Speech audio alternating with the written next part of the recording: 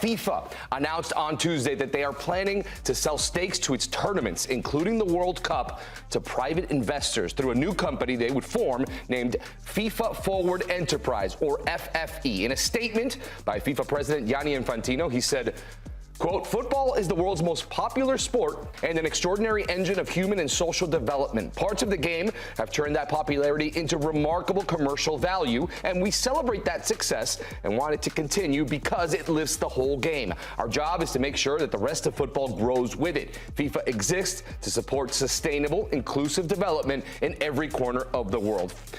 End quote. FIFA is currently, remember, a Swiss-based not-for-profit association of its 211 national member federations worldwide. Now, UEFA responded to this latest news with their own statement. Quote, "UEFA takes this matter extremely seriously. So, should every national football association and every stakeholder in the game, leagues, clubs, players, supporters, governments, and anyone who cares about the future of this sport. The soul and governance of football are not assets to be traded, especially when there is zero transparency over who stands to profit financially. None of us owns football. It's not FIFA's property to sell." End quote. But to break this all down, we're going to bring in our football correspondent, Francesco Porzio, who wrote on this really occurrence today and this statement that FIFA put out there. And Francesco, I want to ask, first of all, can you explain this entire situation? And through your reporting, what else details can you give us on this situation?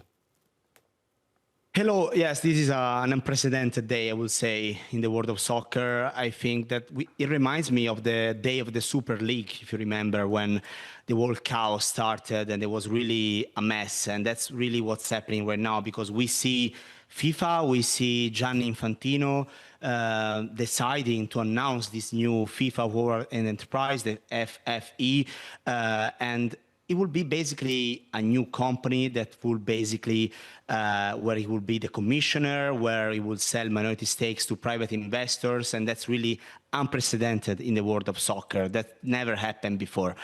At the same time, we have the statement that you just read from UEFA, and that's really, really interesting, because UEFA, according to the last info that we are receiving, are planning also to meet this week and potentially boycott the World Cup, the Club World Cup, and also the whole tournaments that FIFA will organize in the next year. So that's something really, really strange, important, that we need to understand what's going on. Basically, the biggest story here is that FIFA are opening to private investors, and that's something that really never happened before, not just under Infantino, but in the world of soccer since it was created, basically.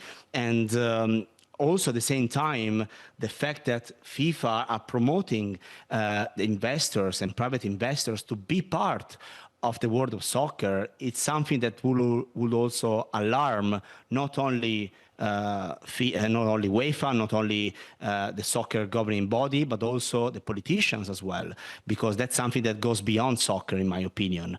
And at the same time, FIFA, they issued a statement saying that there are also investors ready to be part of the project. One of them is Josh Kushner, who is the brother of Jared Kushner, the husband of Ivanka Trump, the daughter of Donald Trump. So it gives you a context that this is not just about the sport, this is not just about soccer, it's also about something even bigger.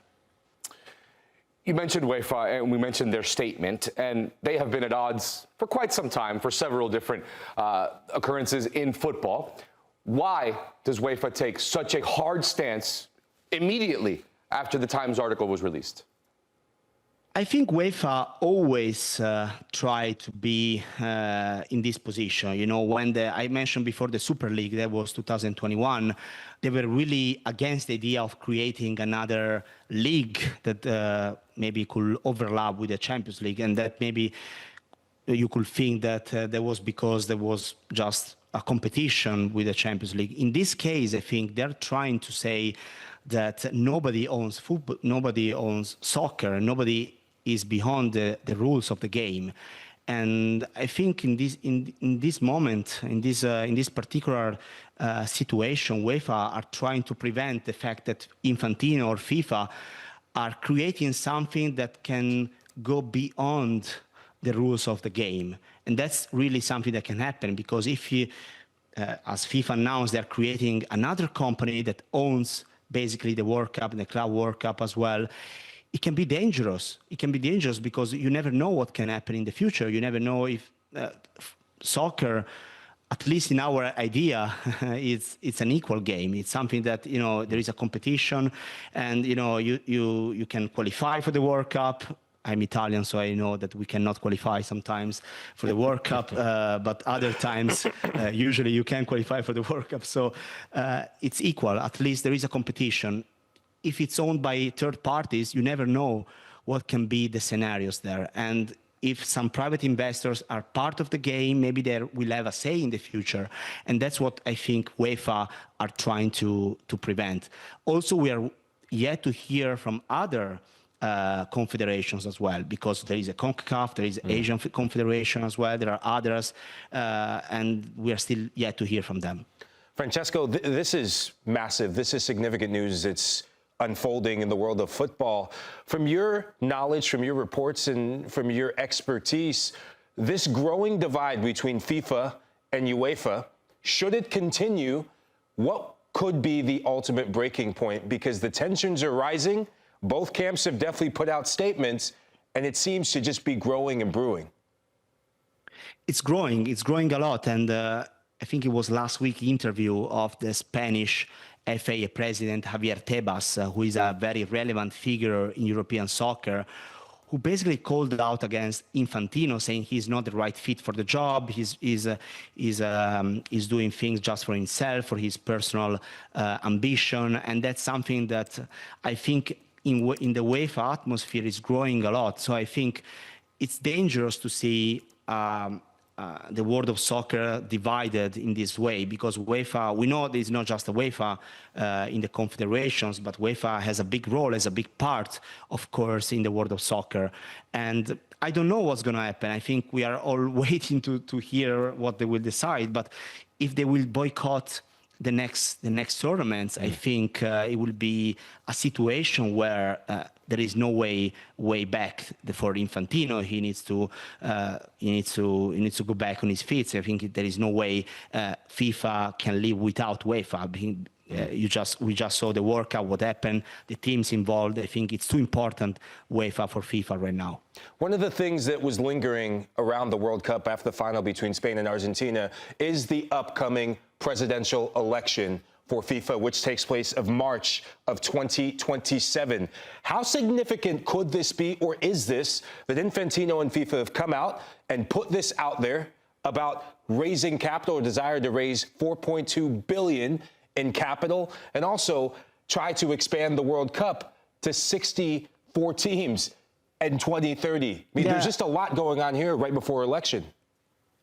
It's a lot going here, and I think an important part of the statement, and maybe was hidden a bit, is about the FFFP, and that's the FIFA Fast Forward program, meaning that FIFA are putting on top of what we just discussed, on top of the new company that Infantino wants to create, there is this new program that will basically give $20 million to the 211 members of the FIFA, basically. So even more money just before the start of the election phase. So meaning that Infantino is putting a lot of pressure on the FIFA members, saying that with these ideas, they can also increase their basically incomes. They can have a lot of money available to, of course, creating new infrastructures, to create new programs as well.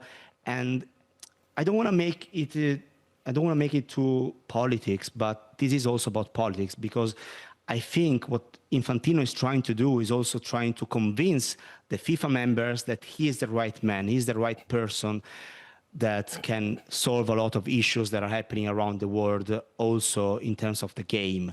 But at the same time, if the UEFA members are going out of the program, or decide to boycott FIFA, I think will be even more difficult for him to convince the other members. So I don't know how it will evolve in the next days, but I think the statement made by UEFA is very clear, and I'm very curious to see what the others will do, because there is Concacaf, there is CONMEBOL as well, the South American teams, that nobody said anything right now, but I'm expecting them to at least have a position in the next days.